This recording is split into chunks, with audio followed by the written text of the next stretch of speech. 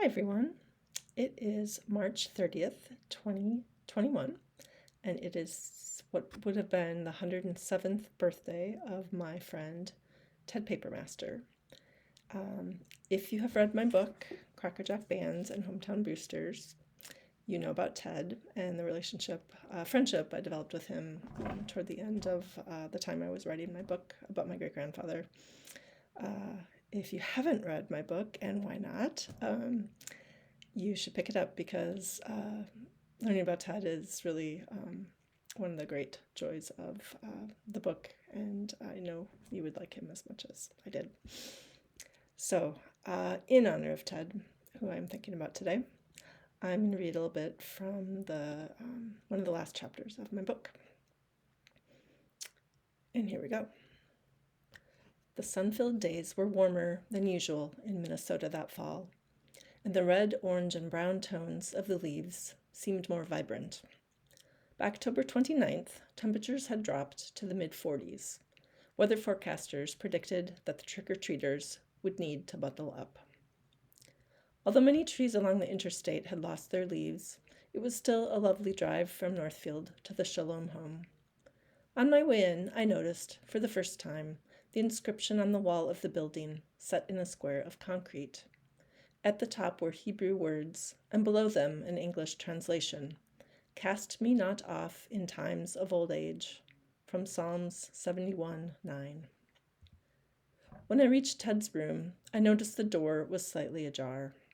I listened for sounds of movement from inside. It was quiet. Was he sleeping? I knocked softly before I entered. As I peered around the corner, I spotted Ted, sitting on the side of his bed. He looked alert and expectant. "Hey, bonehead," I called out. He looked gleeful. "I have a surprise for you," he said. He merely sang the words. "You do?" My heart beat a little faster. I guessed what that meant, but I didn't want to get my hopes up.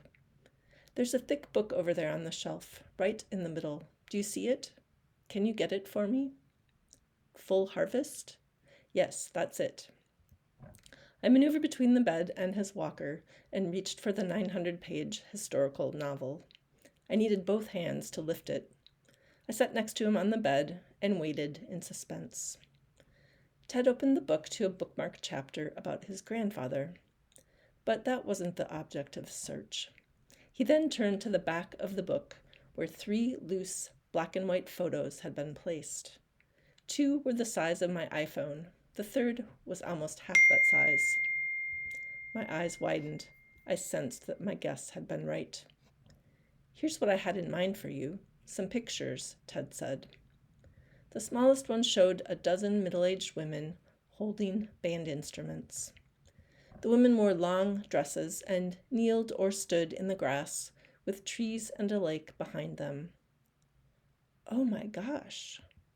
I peered through my graduated lenses, wishing I had a magnifying glass or younger eyes. I pointed to a woman in the front right corner.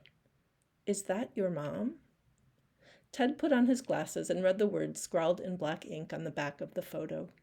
"St. Cloud Municipal Band Picnic. Ladies pictured with instruments. Some front row." I interrupted. "Does that say Sonia, your mom?" "Yes, Sonia, front row, 1924 or 25. I wasn't sure which year that was," he said. "They took the men's instruments, which they can't play, and they did that for a joke." He turned the photo over so we could see the women's faces again. Sonia wore a white dress, and her dark hair was pulled back from her face. She held an alto saxophone. "Yes, that's my mother," Ted confirmed. He moved on to the second picture, the one he really wanted to show me. 6 women appeared to play band instruments. Ted's mom was second from the left. On the right was a woman with an ample figure holding a sousaphone. She had not been in the previous photo, but she looked familiar anyway. "One of these ladies is Mrs. Riggs," Ted said, peering at the faces. He pointed to the figure with the sousaphone. "I think that's her. Is she kind of a fat lady?" "Yes, that looks like it could be her," I agreed. That's your great-grandmother, he pronounced triumphantly. The surprise was revealed. He read the words on the back: St. Cloud Municipal Band Picnic, ladies with instruments for a fun picture. We both laughed. The third photo showed young Ted playing clarinet and his brother playing soprano saxophone outside their house. It resembled the photo he gave me on a previous visit. He handed all 3 photos to me. They're yours forever, he said. Guard them with your life. He didn't appear to be joking. Now it was my turn. From my purse I removed the pocket watch. I had slipped it into my purse before I'd left my house. Even though I believed Chris's hunch that Gialver received it as a gift from his parents, it occurred to me that Ted might recognize it. I pried open the gold-plated cover, revealing the creamy white clock face, the motionless hands, and the black, spidery Roman numerals. We think that it belonged to Gialver, that it was his pocket watch. Do you remember him having a pocket watch? Ted examined it with the discerning gaze of an experienced pediatrician. I don't remember that. No, that escapes me, he said, after a pause. He shook his head. I tried not to feel too disappointed. It was a long shot, and I would have kicked myself if I hadn't asked him about the watch. It would likely remain one of those unknowns in this epic tale of a music man, like where and when Gialver played with Sousa's band. When I stood up to leave, Ted returned to the topic of the picnic photos. Don't lose any of those, he admonished. I don't have any secondary ones. If I find some more, I'll get in touch with you. I don't think there will be any more, but I was delighted to find what we did. Thank you so much. It means a lot.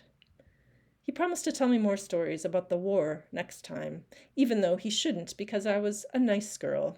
We both laughed. You are, he insisted. We can laugh about it, and that's good. I'd like to laugh. His smile faded, and he changed topics abruptly. What kind of car do you have? Shoot, I probably would have answered honestly, but I had recently listened to the recording of the visit where he had emphatically explained his opposition to his family driving Japanese or German-made cars, even now, nearly 70 years after the war. I could say Mini Cooper, which was Steve's car, but wasn't that made by BMW? Afraid of disappointing him, I blurted out the first American car company that came to mind. It's a Ford. A what? Ted's hearing-assisted device was acting up. He fiddled with it and turned it off. A Ford, I repeated. I decided to leave before he asked me what kind of Ford I had. I was a terrible liar. I'm going to go home and work on my book, and I'm going to tell my dad about the pictures, I said. Ted watched me leave from the bed. Goodbye. Drive carefully, and take care of the pictures. I will. I will see you soon. He wasn't done. He had one more thing to say. If you ever publish it, I'd like to see your book, he said.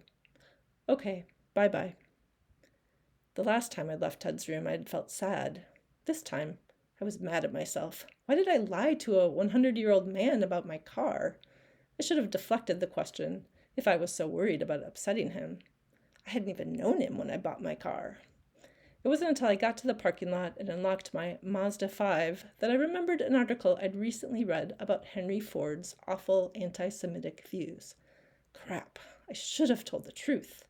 And I couldn't count on Ted forgetting. He never forgot anything. I could only hope he hadn't heard me. The next day, I wrote a blog post about the visit, minus the part about the car. I concluded, every visit I have with you is a gift, Ted. Thank you. With love and gratitude, your favorite bonehead. I will stop the book there.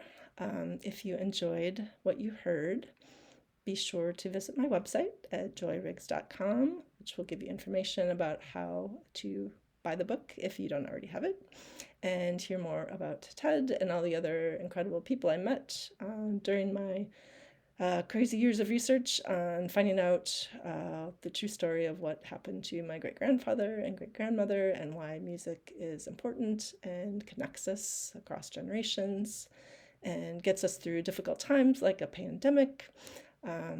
Thanks a lot for listening. Happy birthday, Ted. I'm thinking about you. I miss you, you darn bonehead. Goodbye.